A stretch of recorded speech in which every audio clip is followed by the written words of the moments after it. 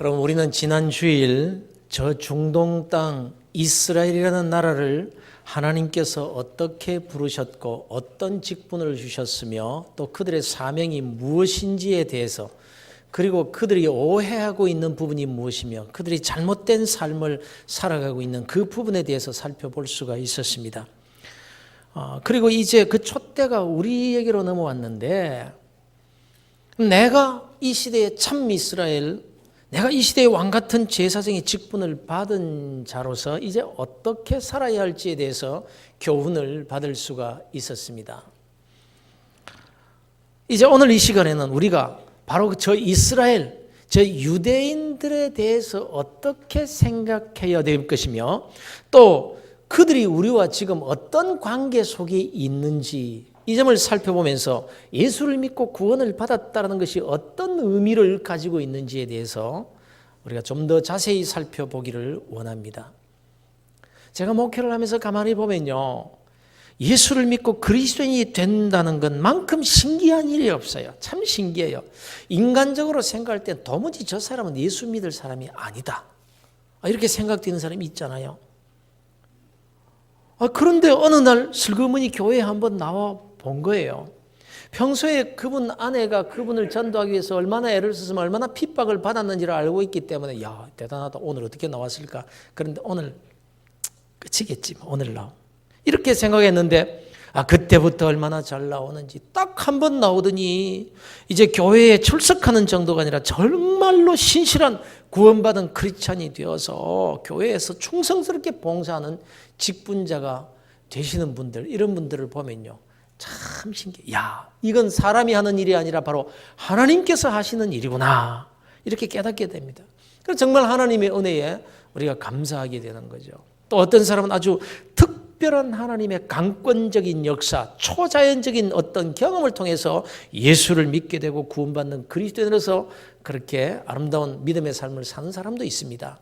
그러나 예수를 믿는 데 있어서 이런 아주 극적인 사건, 아주 드라마틱한 그런 사건이 없는 사람, 예를 들면 모태신앙으로 이렇게 태어나서 그냥 자연스럽게 교회에 그냥 이렇게 나오게 된 이런 사람들은 감격과 구원에 대한 감사가 덜할 수도 있을 것입니다. 그러나 사실 이런 분들은 더 큰 감사를 해야 될 사람들이거든요. 아니, 태어나면서부터 하나님의 은혜 아래서 태어났으니까.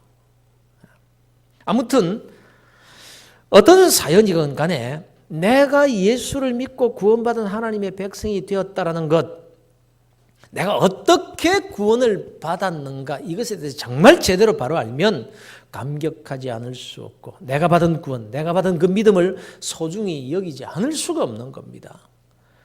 그냥 내가 내 발로 교회에 찾아왔고 내가 내 마음으로 믿었기 때문에 내가 선택해서 교인이 된 것이라고 생각하시면 절대로 안 됩니다. 오직 하나님의 은혜로 된 것입니다.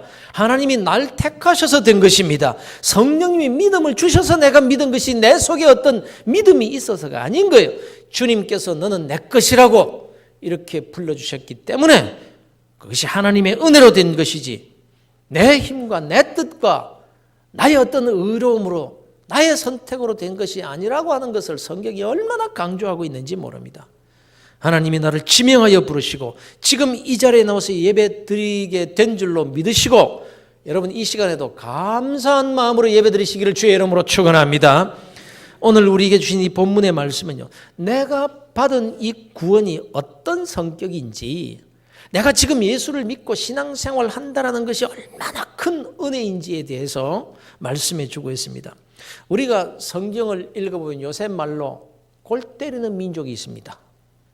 대책 없는 민족, 바로 이스라엘, 저 유대 민족입니다. 하나님의 은혜를 그렇게 받고도 툭 하면 원망과 불평, 그만큼 기적을 보았으면 믿지 못할 이유가 어디 있고 딴 생각을 어떻게 할 수가 있겠습니까? 눈앞에서 바다가 쩍 갈라지는 기적을 경험합니다. 이 정도 기적이면 여러분, 하나님이 살아계시면, 하나님이 전능자이시며 하나님이 지키시고 보호해 주신다, 그거 믿지 못하겠습니까? 그런데 그 갈라진 바닷길을 그들이 건넌 거예요. 바닷물이 양쪽에 벽이 되어서 쏟아지지 않고 물이 서 있는 모습을 보고 그 길을 건넜다 이거예요. 여러분 상상을 해보십시오. 제가 그 상상을 해보니까요. 장관이잖아요. 양쪽에 바다가 갈라서 벽이 물이 벽이 되어 서 있는데 아마 그 물 사이로 고기가 툭툭 튀어나오지 않았을까? 이스라엘 백성들이 이런 기적의 길을 다 빠져나오자 바닷물이 다시 쫙 합쳐지더니 뒤따라오던 애국 군대가 바다에 빠져서 다 몰살을 해버립니다. 이 정도 체험이면 어떻게 딴 생각을 할 수 있겠습니까? 어떻게 하나님을 떠나서 우상 숭배를 할 수 있으며 하나님을 원망하고 떠날 수가 있겠습니까? 조금 어려움이 있다고. 그럼에도 툭 하면 하나님을 떠났고 모세와 주의 종들을 원망하고 돌을 던졌습니다. 두말할 것 없습니다. 그들이 하나님께 어떤 은혜를 받았는가? 이스라엘 백성들이 40년 동안 광야 생활을 했는데 그 광야 생활하는 동안에 하나님이 어떻게 동행해 주셨는가 하면 낮에는 구름 기둥, 밤에는 불기둥으로 지키시고 인도하셨습니다. 여러분, 사막의 뜨거운 햇볕을 한번 경험해 보셨습니까? 견딜 수 없거든요. 그런데 거대한 구름 기둥이 서서 햇볕을 딱 가려줍니다. 여러분, 저 중동 지방에 다녀오신 분들은 잘 아실 겁니다. 온도가 40도 이상으로 막 올라가서 그야말로 피부가 익을 정도로 그렇게 뜨거워도 그늘에만 들어가면 시원하다는 거예요. 왜요? 사막이라서 그런 겁니다. 우리는 여름이 되면 30도만 올라가도 힘듭니다. 그늘에 들어가도 집 안에 들어가도 끈적끈적하고 얼마나 힘든지 몰라요. 하여간 불쾌 지수가 치솟아서 잠을 못 잡니다. 그래서 열대야다 뭐다 하면서 밤에도 잠을 집 안에서 자지 못하고 밖에 나와서 자는 사람들이 얼마나 많습니까? 왜 그렇습니까? 습도 때문에 그렇습니다. 그러나 사막 지역에는 습기가 없어요. 그래서 그렇게 온도 올라가도 그냥 그늘에만 들어가면 시원하단 말이에요. 이스라엘 백성들이 있는 곳에는 하나님께서 구름 기둥을 딱 세우시고는 태양을 가려주셨다라는 겁니다. 자기들 진 곁에 그 구름 기둥이 따라다니면서 서 있어주는 그 구름 기둥만 봐도 하나님 살아계신 증거지 않습니까? 그리고 사막의 낮은 불덩어리같이 뜨겁지만 밤이 되면 또 얼어 죽을 만큼 기온이 내려가지 않습니까? 그런데 밤이 되면은 이제 불기둥이 이스라엘 진 옆에 탁 섭니다. 거대한 난로가 세워지는 거예요. 사막의 냉기를 뜨뜻하게 만들어 춥지 않게 해줍니다. 마치 태양과 같이. 이 정도의 기적으로 함께 해주시는 하나님의 능력을 눈으로 뻔히 보면서도 어떻게 하나님을 배반할 수 있고 어떻게 하나님을 원망할 수 있느냐라는 거예요. 어떻게 엉뚱하게 우상 숭배할 수 있느냐 말입니다. 이렇게 이스라엘 백성들이 패역한 족속이었더라는 거예요. 정말 완악한 민족이 바로 이 이스라엘 백성들입니다. 그렇다면 우리는 다를까요? 우리는 다를까요? 이런 거예요. 지금 날마다 떠오르는 저 태양을 보고 야, 하나님의 은혜다, 기적이다 이럽니까? 그냥 자연현상으로 생각합니다. 매일 태양이 뜨니까. 사실은 그것보다 더 큰 기적이 없음에도 불구하고 기적이라고 생각하지 않습니다. 자, 이스라엘 백성들의 경우에 날마다 낮에는 구름기둥, 밤에는 불기둥이 곁에 있어요. 일어나면 만나가 진 밖에 가득해요. 날마다. 처음에는 기적이다, 하나님의 은혜다, 신기하다 이러다가 매일 변함없이 그러니까 그냥 자연현상이 되어버리고 마는 거예요. 그냥 당연하게 생각하게 되니까 신기함도 감사도 감격도 없어지게 되는 거예요. 이게 인생입니다. 자식도 부모의 사랑에 감사합니까? 당연하게 여기잖아요. 그 사랑이 변함없이 자식들에게 주어지니까.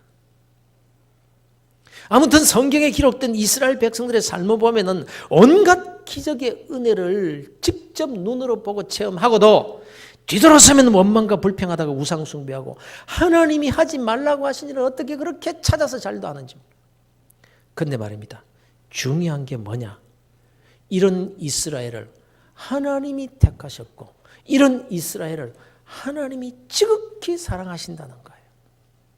엘리야 시대 때 이스라엘 백성들이 집단적으로 우상 숭배의 죄에 빠져버립니다. 뿐만 아니라 하나님께 제사 드리는 재단들을 다 헐어버리고 제사장들, 주의 종들을 다 죽여버립니다. 그래서 엘리야가 이렇게 하나님께 한탄을 하면서 말합니다. 내가 만군의 하나님 여호와께 열심히 유배하오니 이는 이스라엘 자손이 주의 언약을 버리고 주의 제단을 헐며 칼로 주의 선지자들을 죽여 싸우며 오직 나만 남았습니다. 그들이 내 생명까지 빼앗으려고 지금 혈안이 되어 있습니다.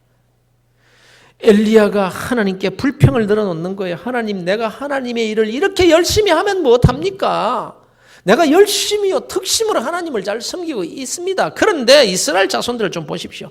다 하나님을 배반해버리고 주의 종들을 다 죽였습니다. 이제 나 혼자만 남았는데 내 생명까지 저들이 빼앗으러 가지 않습니까? 하나님, 이게 뭡니까? 이때 하나님께서 말씀하십니다.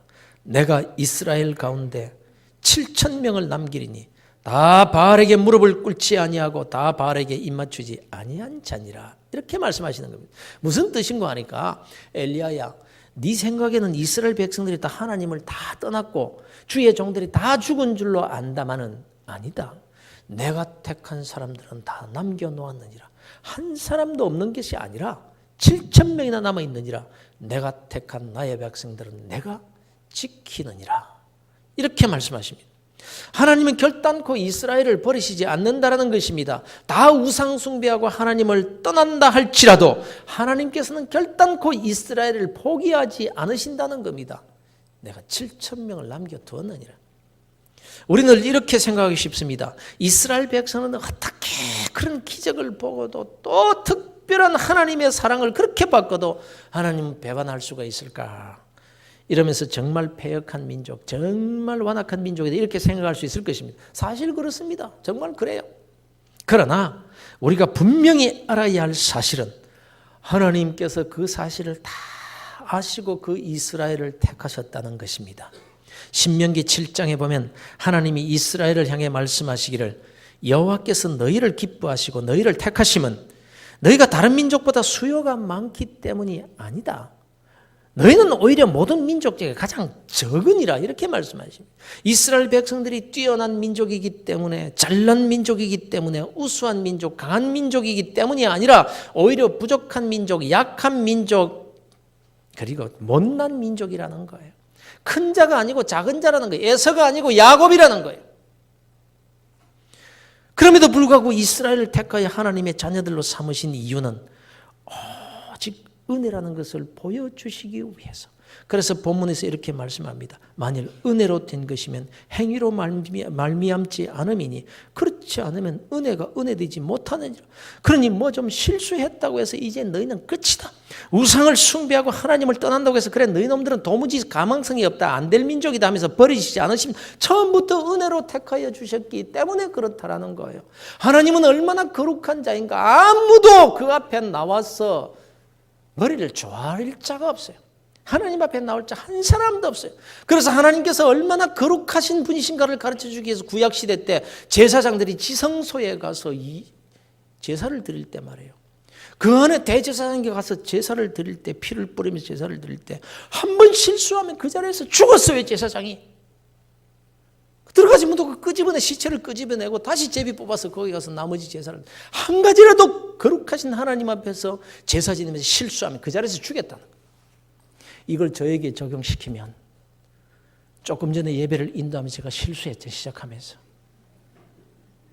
그러면 제가 이 자리에서 죽어야 되는 거예요. 제가 죽어야 되는 거예요. 네가 다른 사람보다 잘나서 목사 된 줄 아느냐? 네게 뭐 선한 것이 있어서 이 자리에 선 줄 아느냐? 아니야. 오직 하나님의 은혜로 더 못났고 더 부족하고 더 연약한 자기 때문에 내가 너를 택하여 여기에 세웠느니라. 은혜로 네가 잘나서 아닌 것을 오늘도 알아야 되느니라. 지금 하나님께서 제게 가르쳐 주시는 거예요. 오직 하나님의 은혜로.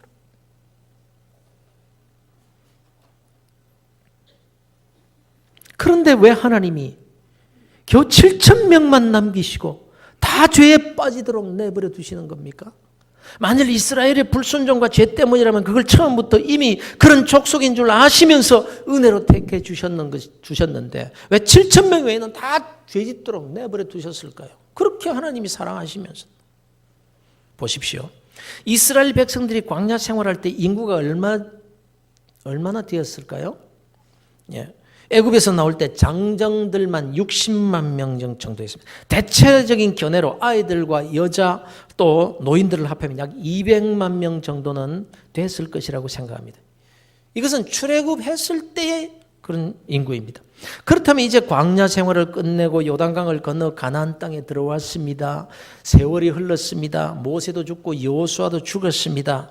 이제는 사사 시대를 지내서 사무엘도 죽었고 또 다윗의 강력한 통일 이스라엘 왕국 시대도 지납니다. 그 후 솔로몬 왕국의 시대를 지나서 여러 남북 왕조를 따라서 세대가 바뀝니다. 그리고는 엘리야 시대가 되었으니 인구가 얼마나 더 증가했을 것 같습니까? 그런데 말입니다. 그 가운데 하나님께서 택하시고 남겨두신 자가 7,000명이었습니다. 수백만 명이 넘었을지도 모르겠습니다만 이 많은 사람들 가운데서 하나님께서 은혜 베푸셔서 남겨두신 자가 7,000명이다. 사실 엘리야의 입장에서 보면 하나님을 잘 섬기는 자는 다 죽고 나만 남았습니다. 이렇게 했을 때 7,000이나 남았다라고 하니까 많게 여겨질지 모르지만 수백만 명 중에서 7,000명, 출애굽할 때의 인구만으로 가지고도 생각해도 200만 명 중에서 7,000명. 너무 작은 숫자. 그럼 왜 하나님께서 이 7,000명만 남기시고 다 버리셨느냐 하는 말입니다. 여기에 기가 막힌 우리를 향하신 하나님의 사랑이 숨어 있는 거예요. 바울 사도가 바로 이 열왕기서의 말씀을 인용하면서 지금 저와 여러분이 예수 믿고 구원받아서 이 자리에 나와 앉아 있는 것이 어떤 의미를 가지는지에 대해서 지금 설명해 주고 있는 거예요. 그때 역사를 말하는 것이 아니라 지금 우리에게 교훈을 주고 있는 거예요. 왜 하나님이 이스라엘 민족 가운데 7,000명만 남기시고 다 버리셨느냐? 바로 저와 여러분 때문이라는 거예요. 저와 여러분이 지금 여기에 나와 예배 드릴 수 있게 해주시기 위해서, 바로 내가 예수 믿어 구원받도록 해주시기 위해서 이스라엘을 그렇게 대우하고 계시다라는 거예요. 11절에서 이렇게 말씀하고 있습니다. 그러므로 내가 말하노니 그들이 넘어지기까지 실족하였느냐? 그럴 수 없느니라. 하나님이 이스라엘을 완전히 버렸다고 생각하느냐? 그렇지 않다라는 것입니다. 하나님이 은혜로 택하시고 사랑하시는 그 이스라엘을 버리신 것 같이 그렇게 보이도록 하신 것은 버리셨기 때문이 아니라 오히려 이스라엘을 사랑하시기 때문이라고 말씀합니다. 보십시오. 그들이 넘어짐으로 구원이 이방인에게 이르러 이스라엘로 시기나게 함이니라. 그들의 넘어짐이 세상의 풍성함이 되며 그들의 실패가 이방인의 풍성함이 되거든 하물며 그들의 충만함이리요. 오히려 이스라엘을 버리시는 것이 아니라 이스라엘을 더 사랑하셔서 이러신다고 그렇게 말씀을 하고 있는 거예요. 이게 어떤 의미죠? 요즘 엄마들이 아이를 키우면서 애 태우는 것 중에 하나가 뭔가 하면은 밥 먹이는 겁니다. 밥 먹이는 거. 밥을 안 먹으려고 합니다. 북한 애들하고는 전혀 다릅니다. 안 먹으려고 그래요. 안 먹으려고. 숟가락에 떠서 먹이면 한 숟갈 받은 입에 넣고는 딴짓합니다. 떠먹이려고 하면 고개를 팍 돌립니다. 아이고, 왜 그렇게 못됐는지 몰라. 그러다가는 막 돌아다닙니다. 또 그러면 엄마가 쫄쫄 따라다니면서 옳지, 아이고 예뻐라, 아이고 예뻐라, 아이고 잘 먹지 해가면서 먹이려 가지고 기를 씁니다. 이거 엄마 입장에서 정말 속이 타는 거예요. 먹이기는 먹여야 되겠는데 때린다고 될 일이 아니지 않습니까? 그런데요, 단번에 먹게 만들 수 있는 방법이 있습니다. 뭔가 하면 아이에게 아주 무관심한 척 하는 거예요. 그리고 다른 애에게 밥을 떠먹여 주는 겁니다. 모른 척, 관심도 없는 척, 쳐다도 보지도 않고 다른 애에게 떠먹여 주면서 아이고 아이고 잘 떠먹지, 아이고 예뻐라, 아이고 예뻐라. 이러면요, 그 애가 딱 보고는 밀어내고 들어와서 딱 앉아가 입을 딱 벌립니다. 그런데 모른 척하고 다른 아이에게 밥 떠먹여 준다고 그 엄마가 자기 자식 버린 겁니까? 사랑이 식었습니까? 누구를 위해서 지금 이렇게 하고 있는 겁니까? 하나님이 지금 이러고 계시다는 거예요. 그들의 넘어짐으로 구원이 이방인에게 이르러 이스라엘로 시기나게 함이니라. 그러니 이스라엘을 버리시겠다는 것도 아니고 포기하시겠다는 것이 아니라 이스라엘이 시기하여 그것 보고 입 벌리고 하나님 앞에 돌아올 수 있도록 하나님의 품으로 다시 돌아올 수 있도록 하기 위해서 이스라엘을 너무 사랑하시기 때문에 지금 우리들에게 밥도 먹여주고 있다는 거예요. 그런데 이스라엘은 아직까지도 하나님의 이 마음을 모르고 지금 전 세계가 예수 믿어 하나님의 백성이 되고 하나님께서 밥도 먹여 주고 계시는데 그럼에도 불구하고 아직도 제사장 나라로서의 그 하나님의 뜻을 아직도 모르고 있긴 하지만 아직도 모르고 있기 때문에 사실은 우리에게 소망이 더 남아있는 것이긴 하지만 여러분, 저 유대인들은 그렇습니다만 지금 바울 사도는 이 말씀을 이방인들인 바로 우리에게 교훈을 주시기 위해서 기록하고 있는 말씀이라는 겁니다. 다시 말씀드리면 저 이스라엘 들으라고 하시는 말씀이 아니라 바로 이 자리에 있는 저와 여러분에게 지금 말씀을 하고 있는 겁니다. 첫째는 이방인인 내가, 한국 사람인 내가 받은 구원, 내가 예수 믿고 하나님의 자녀가 된 것이 어떻게 된 것인지를 알아야 한다는 것입니다. 특히 저 이스라엘의 불순종으로 구원의 기회가 우리에게 잠시 주어진 것임을 알아야 한다는 것입니다. 둘째는 이 구원의 기회는 제한적이라는 것입니다. 하나님은 이스라엘을 완전히 버리신 것이 아닙니다. 이방인 가운데 허락된 수가 들어오기까지 이스라엘을 잠시 외면하고 이방인들에게 밥 떠매주고 있다라는 것입니다. 그래서 25절에서 이렇게 말씀하고 있습니다. 이 신비는 이방인의 충만한 수가 들어오기까지 이스라엘의 덜어는 우둔하게 된 것이라. 무슨 뜻이죠? 이방인들 가운데 구원받을 자들의 수가 딱 차면 그 구원의 문이 닫힌다라는 뜻입니다. 사랑하는 성도 여러분, 이스라엘 백성들을 외면하시면서까지 우리에게 구원의 기회를 주시는 하나님의 은혜를 여러분 아시겠습니까? 이 은혜 기억하셔야 된다는 거예요. 저 이스라엘 보고 흉보고 미워할 것이 아니라 우리는 그들에게 고마워해야 된다는 거. 오히려 하나님께서 허락하신 이방인의 수가 얼마나 더 남았는지는 모릅니다. 다만 분명한 것은 하나님께서 허락하시는 구원받을 이방인의 수는 제한적이라는 것입니다. 그 수가 차면 문을 닫으시겠다는 거예요. 그러니 내가 받은 구원의 성격을 바로 알아야 되는 겁니다. 내가 이방인으로서 구원받아 하나님의 자녀가 된 이 사실이 얼마나 엄청난 은혜인지를 알아야 하는 것입니다. 지금 이 시대가 구원의 역사, 구속의 역사의 관점에서 어떤 시점에 와 있는 때인 것 같습니까? 이방인들에게 이스라엘 대신 잠시 구원의 기회가 주어져 있는 때입니다. 언제 이 구원의 문이 닫힐지는 아무도 모릅니다. 다만 웬 은혜인지 웬 사랑인지 내가 구원이 허락된 그 이방인의 수에 포함된 자라는 사실이 분명합니다. 그리고 네가 나를 택한 것이 아니라 내가 너를 택하였다라고 하시면서 그 많고 많은 이방인들 가운데서도 바로 나를 택하여 하나님의 자녀로 삼아주셨다는 것입니다. 이 은혜를 네가 아느냐?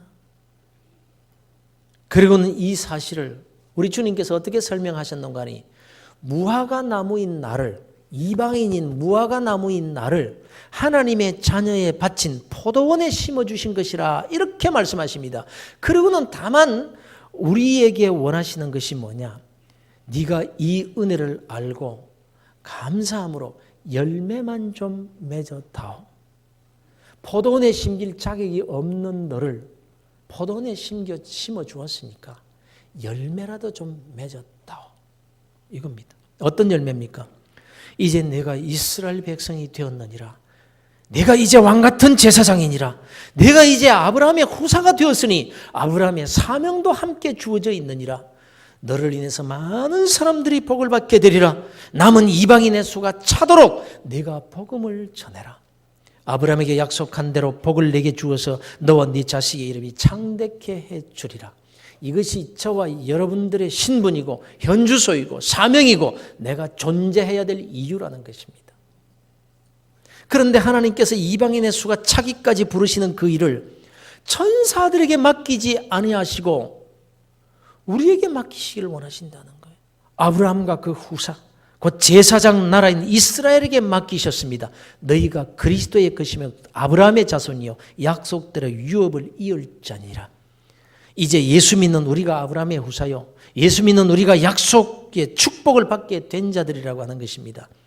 이제 저와 여러분이 왕같은 제사장들입니다. 너희는 택하신 족속이요 왕같은 제사장들이요 거룩한 나라요 그의 소유가 된 백성이니 이는 너희를 어두운 데서 불러내어 그의 기이한 빛에 들어가신 그 어두움의 죄악 속에서 영원한 지옥불에 던져질 수밖에 없는 너희들을 건져서 아름다운 큰 구원의 소식을 너희들이 받았으니 그 아름다운 하나님의 복음의 덕을 너희들이 선포해야 될 자들이니라.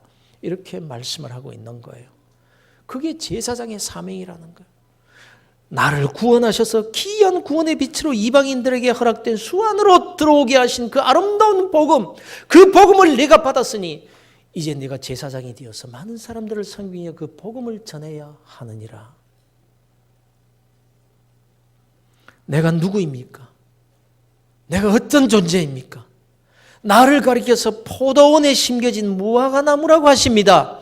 이방인인 내가 포도원 곧 하나님의 나라에 심겨진 하나님 나라 백성이라는 것입니다. 그리고는 천국의 축복을 상징하는 그 포도원의 뿌리를 내리고 그 축복의 진액을 취할 수 있는 그 아브라함의 후사에게 약속된 축복을 받을 수 있는 신분이 되었다는 것입니다. 다만 네가 포도원에 심겨졌으니까 열매만 좀 맺었다오.